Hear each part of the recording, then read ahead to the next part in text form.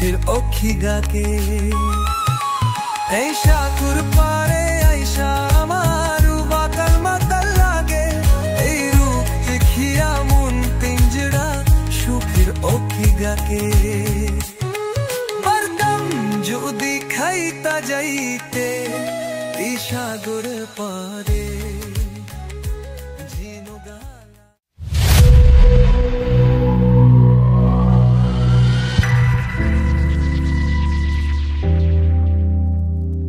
এখন বাজে 4:40।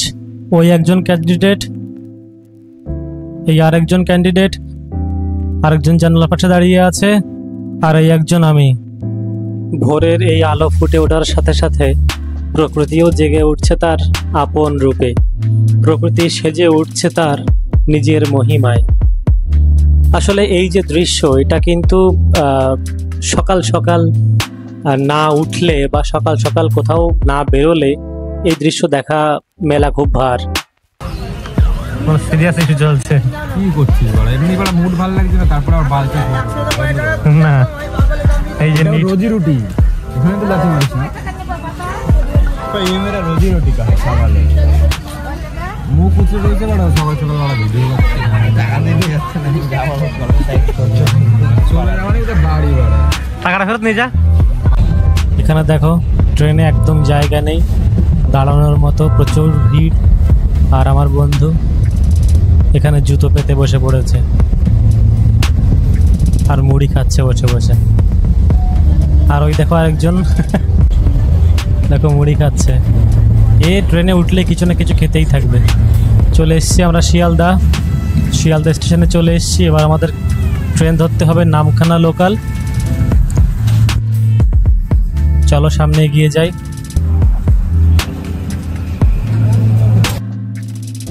তো আমরা এখন আছি শিয়ালদা স্টেশনে এবং আমরা এখন আছি হচ্ছে 19 নম্বর প্ল্যাটফর্মে।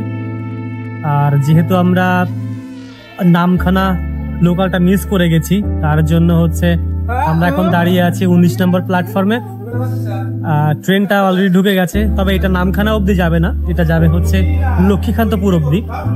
তা আমরা ভাবছি যে এখানে বসে না থেকে আমরা অন্তত লক্ষ্মীকান্তপুর স্টেশনটা একটু ওখানে যাবো, ওখানে ঘুরে দেখবো। ঘোরার জন্যই মূলত বাড়ি থেকে বের হয়েছি।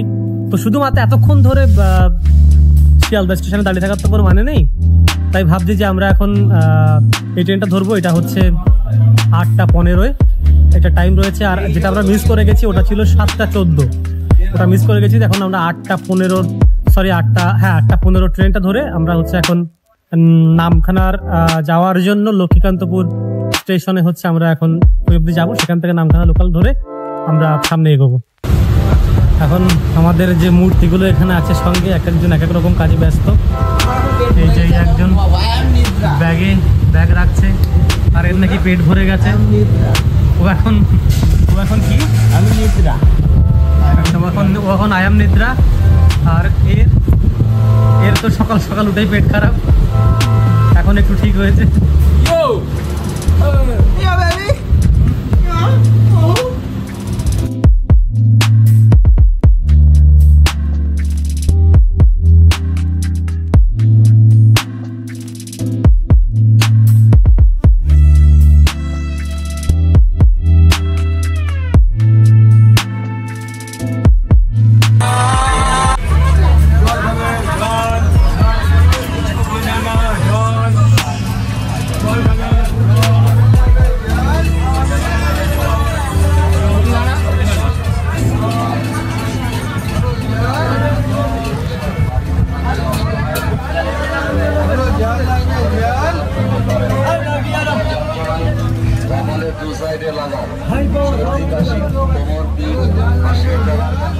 লক্ষ্মীকান্তপুর থেকে ট্রেন যখন নামখানার উদ্দেশ্যে ছাড়লো তখন মাঝপথে এমন একটা দৃশ্য ছিল, আমি ভাবলাম এটাকে ক্যামেরা বন্দি করে নিই, অবশ্যই দেখতে ভালো লাগবে তোমাদের। আসলে সবুজে ঘেরা এত সুন্দর জায়গা কার না ভালো লাগে? প্রকৃতি প্রেমী মানুষ আসলে এগুলোর থেকে কখনোই ওই কংক্রিটের দেওয়ালের মাঝখানে থাকাটা সত্যি সম্ভব নয়। প্রকৃতি তোমাকে ডাকবেই, তোমাকে প্রকৃতির ডাকে সাড়া দিতেই হবে। তোমাকে আসতে হবে এখানে। যাই হোক, তোমাদেরকে জানিয়ে রাখি যে শিয়ালদা থেকে নামখানা লোকাল যদি তোমরা ধরো তাহলে এখানে ট্রেনের যে টিকিট খরচা এটা হচ্ছে 25 টাকা। শিয়ালদা থেকে নামখানা অবধি 25 টাকা।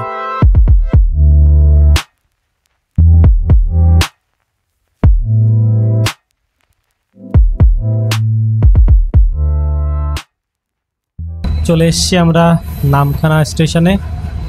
এবার আমাদেরকে এখান থেকে বাইরে বেরিয়ে টোটো ধরতে হবে। এই হচ্ছে নামখানা স্টেশন। স্টেশনটা সত্যি বেশ বড়, তবে একদম জনমানব শূন্য বললে ভুল হবে না। এখানে স্টেশন অনুযায়ী মানুষের সংখ্যা সত্যি খুবই কম। যাই হোক, ব্যাগটা গুছিয়ে নিই, এবার নিচে নামতে হবে। তো বেরিয়ে এসছি আমরা নিচে। এই যে সামনে গেট থেকে বেরিয়েই যে সোজা এই জায়গার যে প্রাকৃতিক দৃশ্য সত্যিই তোমাকে পাগল করে ফেলবে। এই যে প্রাকৃতিক দৃশ্য, তো এখান থেকে আমরা সামনে হেঁটে যাচ্ছি। এখান থেকেই টোটো তোমরা পেয়ে যাবে নামখানার জন্য, মৌসুমী আইল্যান্ডের জন্য, বা এখানে যে আইল্যান্ডগুলো আছে সবগুলোর জন্য তোমরা এখান থেকে টোটো পেয়ে যাবে। এবার তুমি যদি এখান থেকে নামখানা অবধি টোটো নাও, সেক্ষেত্রে তোমার এক টোটো ভাড়া তোমাকে কাছ থেকে নেবে হচ্ছে, আমরা 4 জনের গ্রুপ গেছিলাম একটা টোটো, সেক্ষেত্রে ভাড়া পড়বে তোমার ওই 250 থেকে 300 টাকার মধ্যে, একটু বার্গেনিং করে নেবে। আর আমরা মূলত গেছিলাম হচ্ছে এখান থেকে হেঁটে প্রায় 1-1.5 কিলোমিটার হবে সর্বোচ্চ। হেঁটে আমরা মেইন বাজারে গিয়ে ওখান থেকে বাস ধরেছিলাম। বাসে আমাদের এক একজনের নিয়েছিল 28 টাকা করে। আমরা এখান থেকে সোজা গিয়ে হোটেলে চেক ইন করবো, করেই আমরা বেরিয়ে পড়বো ভাবছিলাম, কিন্তু যা কষ্ট হচ্ছে তাতে করে ভাবছি যে আগে গিয়ে একটু রেস্ট করবো, সন্ধ্যাবেলায় একবারে বেরোবো, গিয়ে মাছ ভাজা খাবো। মাছের কেমন কি দাম সেটাও তোমাদেরকে জানাবো। তো চলো তাহলে।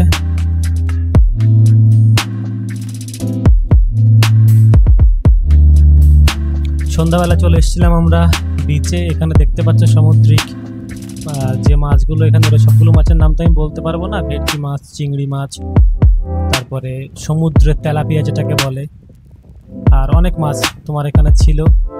তোমরা লইট্টা মাছ দেখতে পাচ্ছ, এখানে পমফ্রেট রয়েছে। এখানে বেশ তোমার প্রায় 7-8টা মতো দোকান রয়েছে। এই যে দেখতে পাচ্ছি স্কুইড, যে স্কুইড যে একটা পাত্রে তোমরা দেখতে পাচ্ছ, ওই যে পুরো পাত্রটা জোড়া যে স্কুইডগুলো রয়েছে এখানে দেখো, এই যে স্কুইড, এই সবগুলো স্কুইডের দাম হচ্ছে 100 টাকা, যেটা দীঘাতে আসলেই কল্পনা করাও সম্ভব। এই মাছটার দাম 30 টাকা। এই যে এখানে যে কোরাল মাছগুলো আছে ওগুলো 120 টাকা করে পিস। এই কাঁকড়াগুলোর দাম 100 টাকা। এই অক্টোপাস 3টির দাম 100 টাকা। এই বড় অক্টোপাসটির দাম চেয়েছিল 250 টাকা। আর প্রত্যেকটা কাঁকড়ার থালির দাম 100 টাকা থেকে শুরু করে 150 টাকা অবধি। আর এক একটা লইট্টা মাছের দাম হচ্ছে তোমার 10 থেকে 15 টাকা করে পিস। দেখতে পাচ্ছ 250 টাকার অক্টোপাস, যেটা দীঘাতে গেলে নর্মালি তোমার কাছ থেকে 700-800 টাকা নিয়ে নেবে। এই যে পমফ্রেট মাছ, এটার দাম তোমার এক একটা মাছ 120 টাকা করে পিস। এই মাছটার দাম জিজ্ঞেস করা হয়নি, এই মাছটার দাম আমি জিজ্ঞেস করিনি। এই মাছগুলো সব 20 টাকা করে পিস, এই মাছগুলো সব 30 টাকা পিস। এই এক থালি বাগদা চিংড়ির দাম হচ্ছে 100 টাকা। পমফ্রেট মাছ তো আগেই বললাম, চিংড়িও 100 টাকা করে প্লেট। আর এই মাছগুলোর দাম 20 টাকা করে পিস। আসলে সত্যি কথা বলতে দীঘায় যে রকম মাছের দাম, এবং তার থেকে বড় কথা যে তেল দিয়ে তোমাকে ভেজে দেবে, তেলটা একদম কালো, এবং দীঘায় মাছের দামও খুব হাই। আর তোমরা যারা দীঘায় গিয়ে মাছ খেয়েছো তারা সবাই যেন মাছ, ম্যাক্সিমাম মাছই মনে হয় যেন পচে গেছে আসলে। আর এখানকার মাছগুলো তোমরা দেখো একদম টাটকা। চিংড়ি মাছগুলো একটু হলুদ হলুদ হয়ে উঠেছে, তবে কাঁকড়াগুলো, তারপরে তোমার যে সামুদ্রিক মাছগুলো রয়েছে এগুলো কিন্তু সত্যিই সব খুবই ভালো অবস্থায় রয়েছে। অন্তত দীঘার থেকে খুব খুব সুন্দর অবস্থায় রয়েছে। কিছু কিছু মাছ একটু এদিক ওদিক হয়ে গেছে, এগুলো তো আসলে বরফে রাখা হয় না, এর জন্য এরকম সমস্যা হয়ে যায়। তবে এখানে তোমাদের যে মাছের দামগুলো বলেছিলাম ওগুলো সবই কিন্তু ভেজে দেবে তার দাম সহ। যাই হোক, সকাল হচ্ছে, আমাদের বিচে যেতে হবে। এই যে আমরা এখন চলে এসেছি তোমার বকখালি বিচে। এই যে এই জায়গাগুলো দেখতে পাচ্ছ তোমরা, এখানে হচ্ছে রাতের বেলায় মাছ বিক্রি করে। রাত্রিবেলা এখান থেকে মাছ নিয়েছিলাম আমরা। আর ওই যে দূরে দেখতে পাচ্ছ লোক দাঁড়িয়ে আছে। অ্যাকচুয়ালি ব্যাপারটা কি বলতো, এখানে একদম তোমার সমুদ্রের যে পাড়েই তুমি এখানে জলটা পাবে না, মাঝখানে একটু দ্বীপ মতো উঠেছে, ওটার ওই পাশটায় গিয়ে হচ্ছে তোমার ওখানে দ্বীপটা রয়েছে। তাহলে আমাদের এখন যেতে হবে হচ্ছে এই যে সামনে জলটা দেখতে পাচ্ছ, এটা পার করে ওখানে যেতে হবে। আর এই যে সামনে যে বসার জিনিসগুলো তোমরা দেখতে পাচ্ছ, ছাতা লাগিয়ে রেখেছে, এখানে ঘন্টায় 40 টাকা করে। তুমি চাইলে এখানে বসে সমুদ্র উপভোগ করতে পারো 40 টাকা করে ঘন্টায়, তুমি যদি চেয়ারে বসো তাহলে। আর এই সামনে দেখতে পাচ্ছ সবাই পার হচ্ছে, আমরাও এখান থেকেই পার হব। তাহলে চলো আমরা পার হয়ে নিই।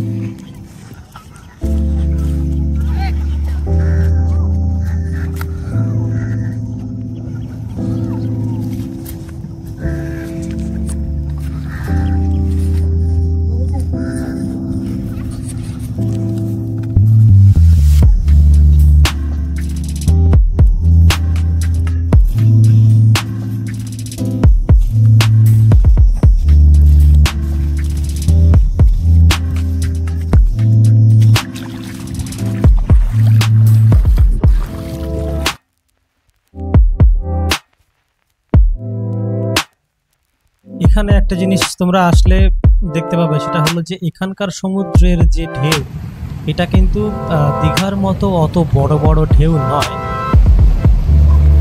যেটা একদিক থেকে খুব ভালো আমি মনে করি। কারণ দীঘার বড় ঢেউয়ের মধ্যে অনেক সময় দুর্ঘটনা ঘটতে পারে, কিন্তু এখানে ওই রকম কোনো আশঙ্কা আমি দেখিনি, যেটা আমাদের সত্যিই খুব ভালো লাগছিল। যে এখানে অনেকেই থাকে যে খুব বেশি সাঁতার জানে না, বা অনেকেই সাঁতার জানে না, তারা এখানে আসে, যদি আসেন তাহলে সেক্ষেত্রে খুবই ভালো হবে, যে ইচ্ছা মতো এখানে স্নান করতে পারবেন এই সমুদ্রের জলে। আমার বন্ধু অলরেডি এখানে দেখতে পাচ্ছেন যে পোজ দিয়ে দাঁড়িয়ে রয়েছে, ও বলছে ওকে একটা ভিডিও করে দাও, ওটা রিলস বানিয়ে দাও।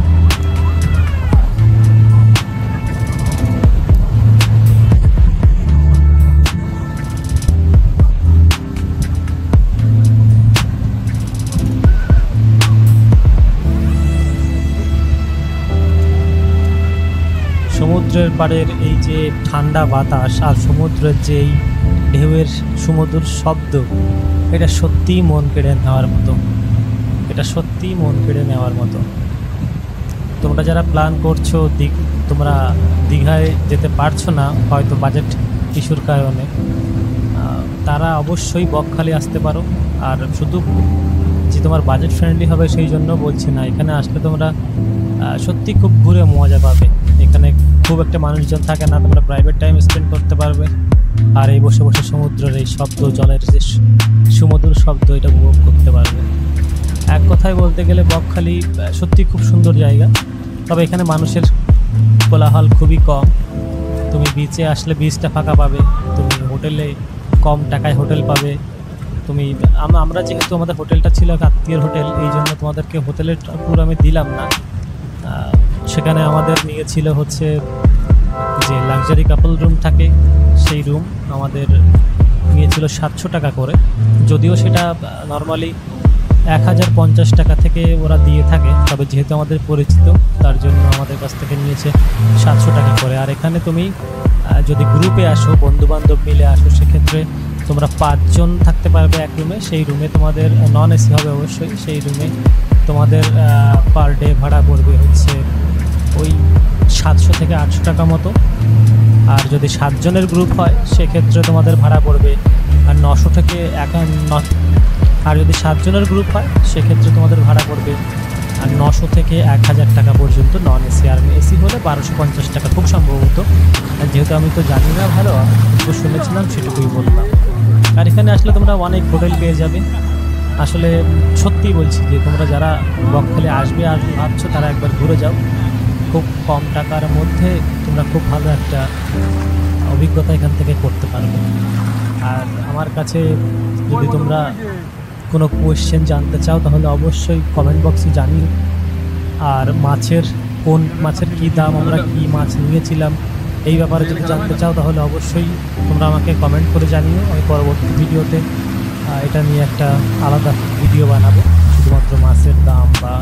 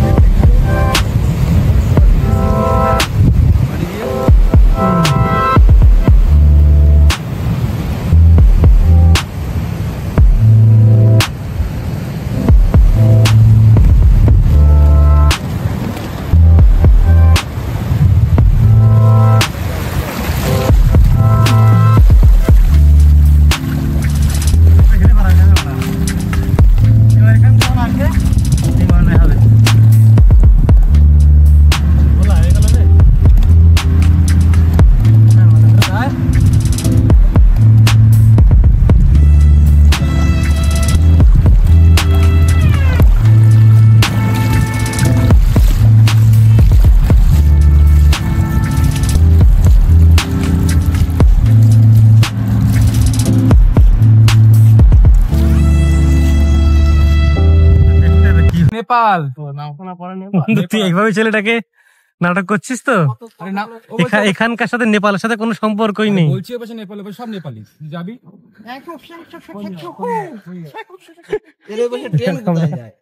নেপালে যায়। এটাই লাস্ট, নামখানাই লাস্ট। এখন হচ্ছে বেশ কিন্তু বাইরের যে জায়গাটা বেশ সুন্দর দেখতে পাচ্ছ। এখানে জায়গাটা বেশ সুন্দর। আর আমরা সাইড দিয়ে ঢুকলাম, এই দিকটা দিয়ে বেরিয়ে সোজা এই দিক দিয়ে বেরিয়ে গেলে সামনে অটো স্ট্যান্ড, ওখানে